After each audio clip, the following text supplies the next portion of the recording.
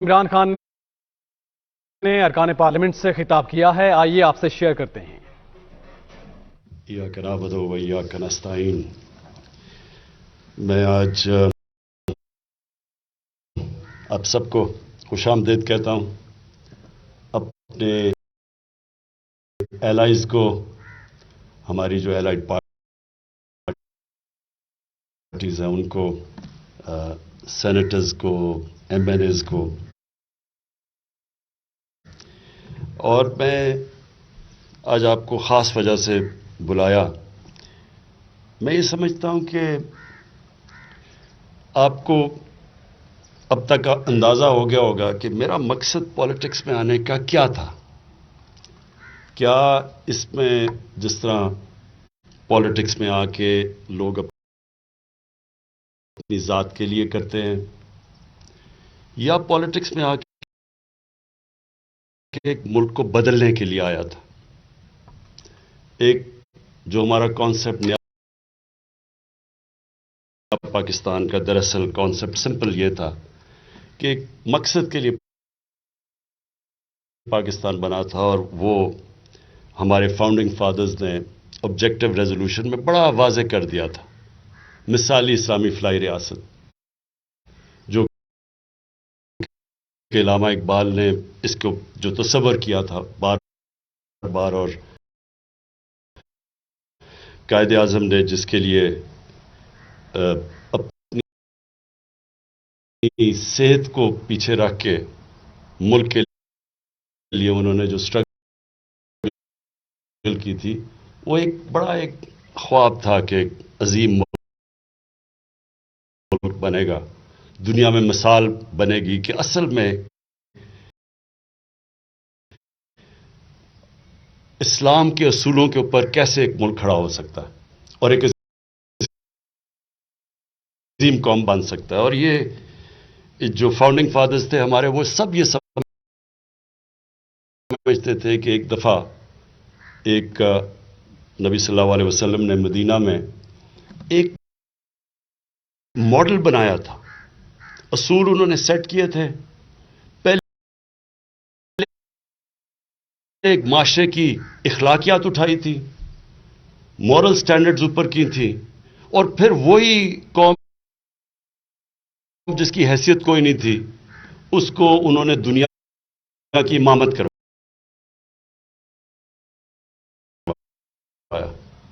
تو یہ ماڈل اس لیے میں واضح بار بار ریپیٹ کرتا ہوں کہ یہ سب سے کامیاب دنیا کا ماڈل ہے۔ کسی دنیا کی کسی لیڈر نے یہ نہیں کیا کہ ایک قوم جس کی حیثیت کوئی نہیں تھی،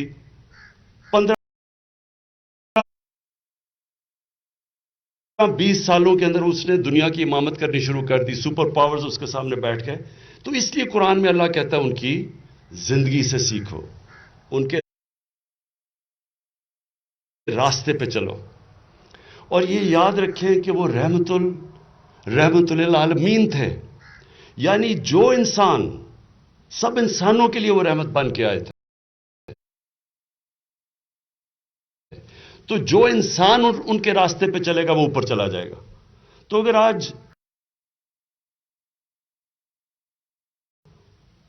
ایک معاشرے کے اندر ان کی اخلاقیات، ان کی موریلٹی اگر قائم ہے، آپ ایٹم بم مار کے بھی اس قوم کو ختم نہیں کر سکتے۔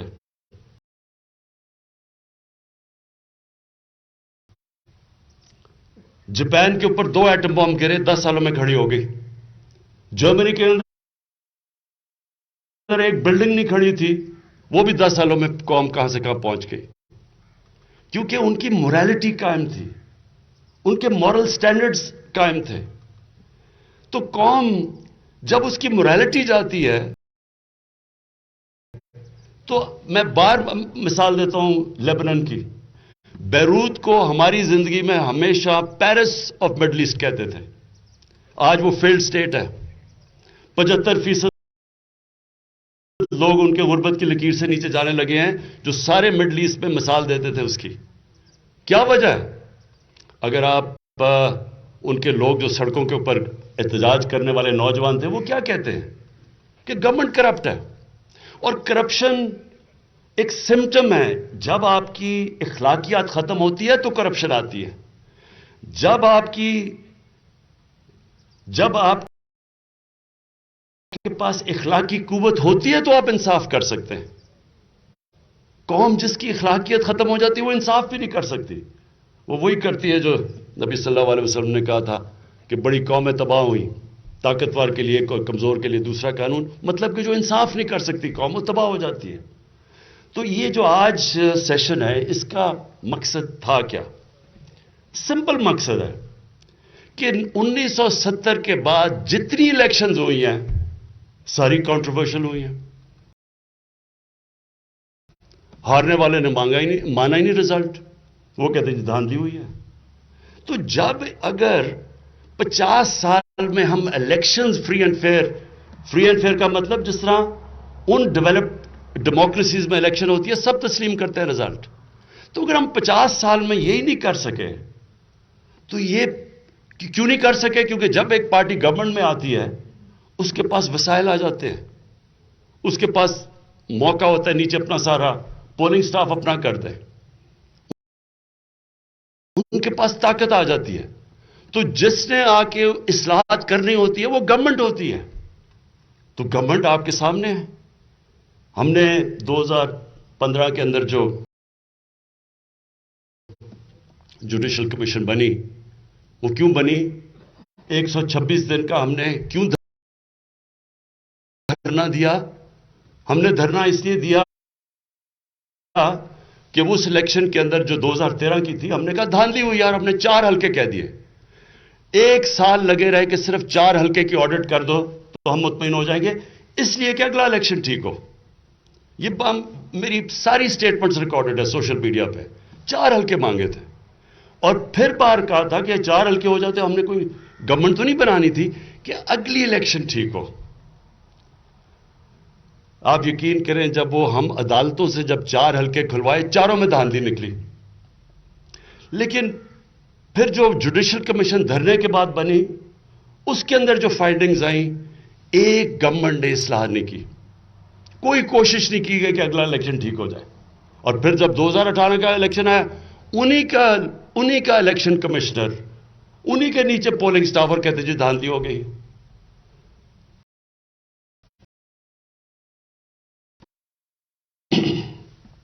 سینٹ جو بھی آپ میں سے پالیٹکس میں ہیں سب کو پتا ہے کہ سینٹ کے الیکشن میں کیا ہوتا ہے. وہ تو چھوڑے ویژولز دکھا دیے گئے، ویڈیو کلپس دکھائی گئی کہ سینٹ کے الیکشن میں لوگ پیسے لے رہے ہیں. ایسے ٹیبل پہ بیٹھے اور ایسے نوٹ ڈالے جا رہے ہیں بیگز میں. وہ کچھ نہیں ہوا. یہ سوچ لیں کہ یہ میں صرف اس لیے کہہ رہا ہوں کہ ہمارے ملک کی اخلاقیات کدھر پہنچ گئی ہیں کہ آپ دیکھ رہے ہیں کہ جنہوں نے جا کے پبلک کے فیصلے کرنے ہیں، جو پبلک ریپرزینٹیٹیو ہیں، وہ ایسے نوٹ ڈال رہے ہیں اپنے بیگز کے اندر اور ویژولز بھی آ جاتے ہیں. نہ الیکشن کمیشن کچھ کرتی ہے نہ گورنمنٹ کچھ کرتی ہے. اس باری پھر سپریم کورٹ کہتا ہے کہ ویریفائبل ووٹ ہونی چاہیے. جب ان کو پتا ہے کیونکہ بار بار دیکھا گیا کہ سینٹ کے الیکشن میں پیسہ چلتا ہے. کس نے اپوز کیا؟ ساری اپوزیشن پارٹیز نے اور الیکشن کمیشن نے. یعنی مجھے یہ میں سمجھنے کی کوشش کر رہا ہوں کہ اس میں ہمیں کیا فائدہ ہے. ہم کہہ رہے ہیں کہ اوپن بیلٹ ہونی چاہیے سینٹ کے اندر تاکہ سب کو پتا چل جائے ووٹ کس نے ڈالی ہے. اس میں ہمارا فائدہ کیسے تھا؟ تو جب پتا ہے کہ سیکرٹ بیلٹ پہ پیسہ چلتا ہے تو الیکشن کمیشن جس کا کام ہے فری اینڈ فیئر الیکشن کروانا اور اپوزیشن وہ کیوں اس کو اپوز کر رہے تھے؟ صرف میں سمجھنا چاہتا ہوں کہ وہ لاجک کیا تھی جب آپ نے ویڈیوز بھی دیکھ لی پیسے چلتے ہوئے، یہ کیا وجہ ہے؟ میں آپ کو مغرب کا بتاتا ہوں کیونکہ میرا بڑا ٹائم گزرے وہاں، جدھر جو مدر آف ڈیموکریسی کہا جاتا ہے، پارلیمنٹری ڈیموکریسی، برطانیہ میں ویسٹ منسٹر ماڈل، آپ تصور نہیں وہاں کوئی کر سکتا اس طرح کی چیز. جو ان کی ڈیموکریسی ہے اس کی بیسس موریلٹی ہے. اگر ان کی ڈیموکریسی آج چل رہی ہے تو ان کے مورل ویلیوز ہیں جو ڈیموکریسی کو چلاتے ہیں. جب آپ شروع ہی کر رہے ہیں ڈیموکریسی دھاندلی 2 نمبری سے، تو وہ مورالٹی کدھر چلی گئی اس کی؟ تو جب آپ کو پتا تھا، میں آج بھی مجھے نہیں سمجھ آئی کہ یہ اپوزیشن، جب ان کو پتا تھا، ان کے دور میں ہمیشہ پیسہ چلتا ہے، سینٹ کے الیکشن میں انہوں نے کیوں اس کی مخالفت کی؟ اور الیکشن کمیشن اس نے کیوں مخالفت کی؟ پھر اب ای وی ایمز، یہ ای وی ایمز کوئی ہم نے ایک دن فیصلہ نہیں کیا. ہم نے ساری رپورٹ دیکھی 2015 کی جو جوڈیشل کمیشن کی رپورٹ آئی تھی، اس میں ڈیٹیلز دیکھی کہ کدھر کدھر انہوں نے کتنے طریقے تھے اس رپورٹ میں. اگر آپ پڑھیں کہ کدھر کدھر دھاندلی ہوتی تھی، بیگز کیسے کھلے ہوتے تھے، ڈبل سٹیمپس کیسے لگتے تھے. تو وہ جب رپورٹ ساری سٹڈی کی تو اس میں پتا چلا کہ زیادہ تر دھاندلی ہوتی ہے جیسی پولنگ ختم ہوتی ہے اور رزلٹ اناؤنس ہونے کے بیچ میں. ڈبے کئی دفعہ بدلے جاتے ہیں، راستے میں وہ جا رہا ہو، ہر قسم کی چیزیں. یہ عدالت کے اندر آئی تھی جبکہ جوڈیشل کمیشن بیٹھی تھی. تو اس کو سٹڈی کر کے ہم نے فیصلہ کیا کہ اس کا طریقہ ایک ہی ہے، ای وی ایم مشینز لے آؤ. کیونکہ ای وی ایم مشین سے کیا ہونا ہے، جیسی الیکشن ختم ہو سیدھا رزلٹ آ گیا. کسی نے چیک کرنا ہے تو پیپر ٹریل پڑی ہوئی ہے. تو وہ تو ہم نے بڑا یعنی ایک دم فیصلہ نہیں کیا. اچھا، پھر جب ہم نے ای وی ایم شروع کیا اور تقریباً 1.5 سال سے بار بار اپوزیشن کو کہتے رہے کہ آئیں بتائیں کوئی بہتر طریقہ کیا ہے، کیونکہ شور تو آپ نے مچائے ہوئے. 2018 کی الیکشن دھاندلی ہوئی ہے، الیکشن کمیشنر آپ کا، سٹاف سارا آپ کا، اور پھر بھی آپ شور مچا رہے ہیں کہ الیکشن میں دھاندلی ہوئی. تو بتائیں تجویز کیا ہے؟ 1.5 سال سے انہوں نے کبھی بھی نہ گورنمنٹ کی مدد کی، نہ کوشش کی، نہ انہوں نے کوئی بتایا اپنی کوئی تجویز کیا ہوگی. بائیکاٹ کرتے رہے. اب میں سوال پوچھتا ہوں کہ تجویز آپ نے دینی نہیں ہے. ساری الیکشن 50 سال سے کنٹروورشل ہے. ایک گورنمنٹ وہ لے کے آ رہی ہے ای وی ایم مشینز، اس میں ہمیں کیا فائدہ ہے؟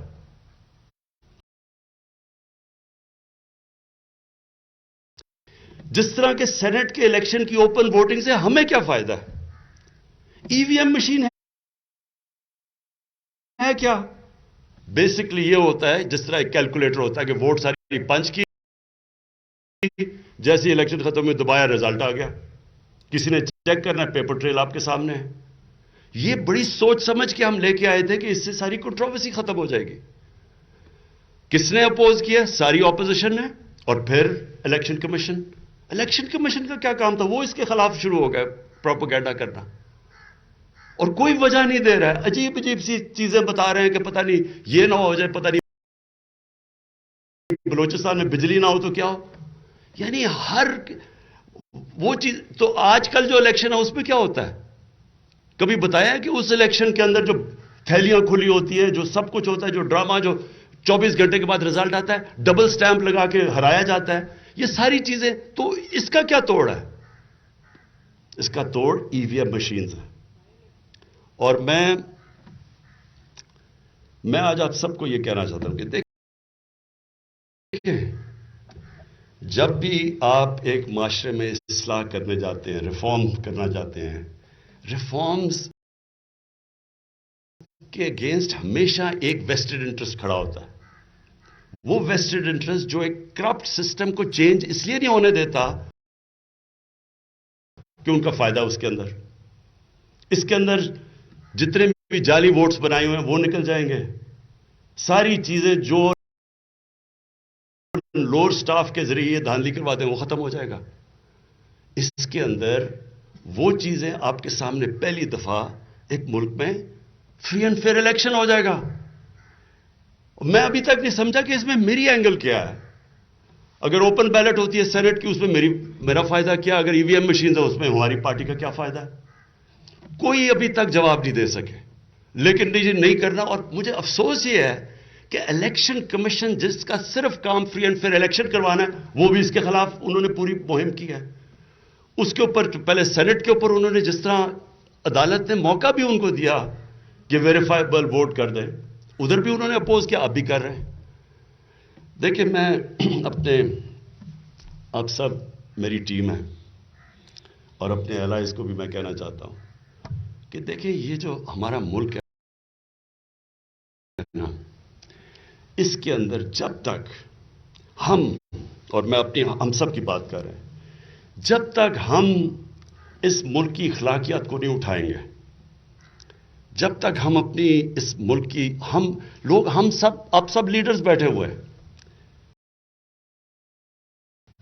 لیڈرز اپنی مثال سے لیڈ کرتے ہیں. ہم اگر کھڑے نہیں ہوں گے اس ملک کی اخلاقیات اٹھانے کے لیے، تو یہ کیا آپ امید لگاتے ہیں کہ پٹواری اور تھانے دار ٹھیک ہو جائے گا؟ ہمیشہ موریلٹی اوپر سے شروع ہوتی ہے. ہمارے نبی صلی اللہ علیہ وسلم نے مدینہ کی ریاست میں اپنی مثال سے ایک ملک کی اخلاقیات، مورل سٹینڈرڈز اٹھا دیے. وہاں بھی شروع میں مشکلات تھی، ادھر بھی منافقین تھے، ادھر بھی مشکل وقت تھے. لیکن یہ یاد رکھیں کہ کوئی قوم آج تک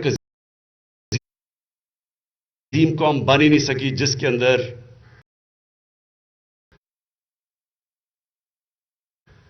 اخلاقی قوت نہ ہو انصاف کرنے کے لیے. ہر کوئی انصاف نہیں کر سکتا. اگر آپ کے پاس اخلاق کی قوت نہیں ہے، آپ ڈیلز کرتے ہیں، آپ انصاف نہیں کر سکتے.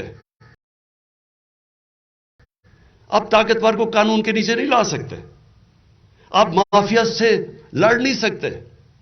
یہ صرف آپ ان سے لڑتے ہیں اخلاقی قوت سے.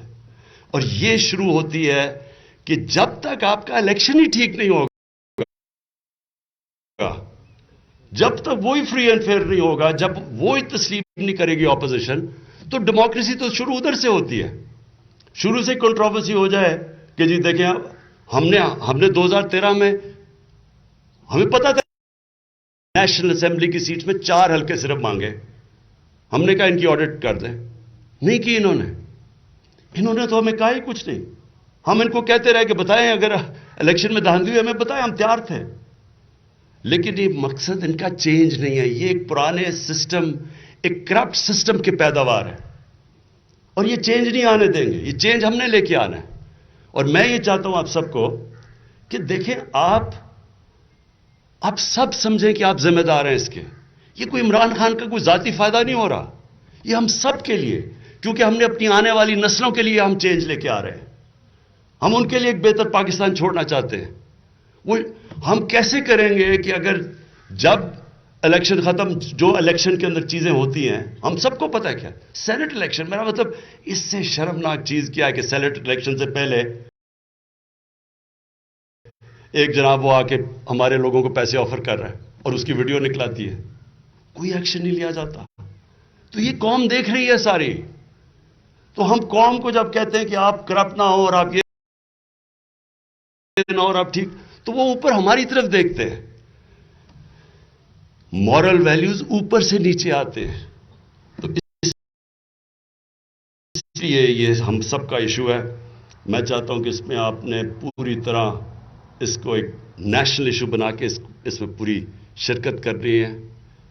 آپ سب نے اس کو کامیاب کرنا ہے، کیونکہ یہ آپ کا مقابلہ مافیا سے ہے. یہ چینج نہیں آنے دیں گے، کیونکہ چینج میں ان کو پتا ہے کہ ان کے لیے تباہی ہے. یہ نہیں چاہیں گے فری اینڈ فیئر الیکشن ہو، اس میں پیسہ نہیں چل سکے گا اس طرح جس طرح یہ چلاتے ہیں.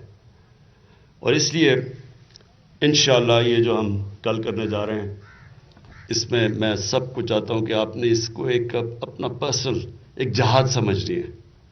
یہ آپ اپنی ذات کے لیے نہیں کر رہے، یہ کوئی الیکشن چینج اس لیے نہیں کر رہے کہ اس میں عمران خان کو یا آپ کو کسی کو فائدہ ہے. یہ اپنے ڈیموکریسی کے لیے کر رہے ہیں، جو شروع ہی تب ہوتی ہے فری اینڈ فیئر الیکشن سے. شکریہ.